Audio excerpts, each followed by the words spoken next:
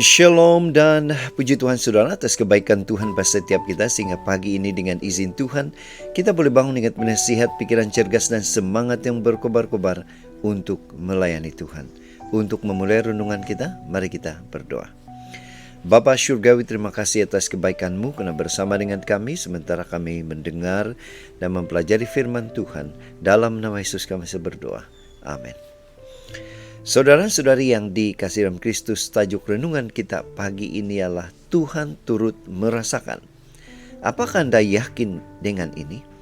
Firman Tuhan dalam Ibrani 4 ayat 15 mengatakan, sebab imam besar yang kita punya bukanlah imam besar yang tidak dapat turut merasakan kelemahan-kelemahan kita.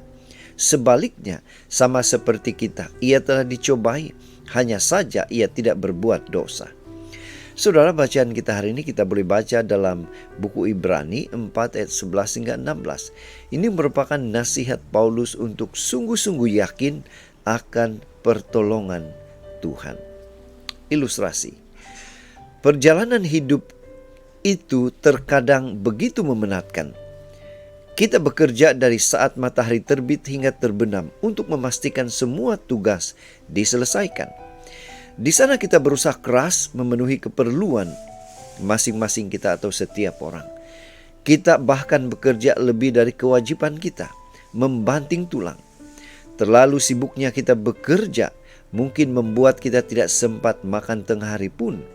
Belakang kita sakit, kepala sakit, kaki dan tangan kita juga terasa sakit. Hingga tidak berapa lama kemudian kita diminta lagi untuk menyelesaikan beberapa tugas yang lain. Saudara, permintaan itu mungkin tidak mengganggu. Apa yang mengganggu kita ialah orang yang berkata, "Kamu tidak sibukkah?" Rasanya kita ingin berteriak, marah, tetapi kita menahannya. Sehingga kita berpikir dalam hati, mengapa orang tidak mengerti kepenatan, kelemahan saya. Kita sering disalahfahami, tidak dimengerti. Itu memang merasa atau terasa tidak adil. Tapi inilah kehidupan. Memang kadang tidak adil. Namun berita baiknya ialah ada seorang pribadi yang sangat mengerti dan memahami kelelahan kita. Dia adalah Yesus Kristus yang luar biasa. Dia mengerti. Saudara, perhatikan hidup Yesus.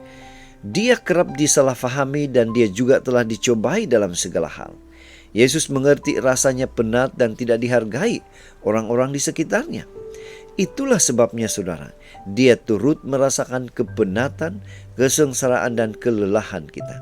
Yesus bahkan berjanji akan memberikan kelegaan kepada kita. Yesus mempunyai kasih, kekuatan dan kasih karunia untuk diberikan pada saat kita merasa disalah mengerti.